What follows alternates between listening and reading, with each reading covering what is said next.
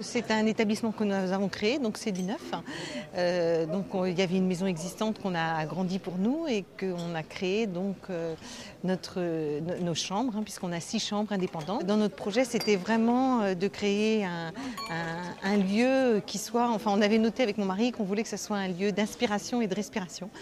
Et donc ça, c'est le cœur de notre projet. Et dans ce cœur de projet, évidemment, il y a l'écologie, c'est-à-dire que ce soit un lieu où les gens puissent y être bien.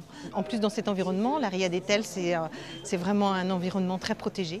On est sur un programme Natura 2000 qui est juste à proximité, dans le fond du jardin. Notre jardin donne sur la Ria d'Etel. Donc pour nous, c'était vraiment essentiel que le lieu qu'on avait créé soit un lieu qui soit dans une démarche de développement durable. Donc la première démarche, c'était de trouver un architecte qui soit dans une démarche similaire, et donc on a choisi Bernard Mainguy, qui est quelqu'un qui est spécialisé de longue date sur le bioclimatique. Là où on était exigeant, c'est sur la cohérence du projet par rapport à l'environnement.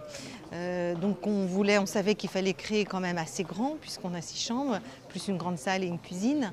Et donc on voulait aussi que ça se fonde dans l'environnement. Donc c'était à ce niveau-là qu'on voulait que ça soit un bâtiment qui quelque part puisse ne pas trop se voir et donc qui vieillisse un peu, qui vieillisse bien.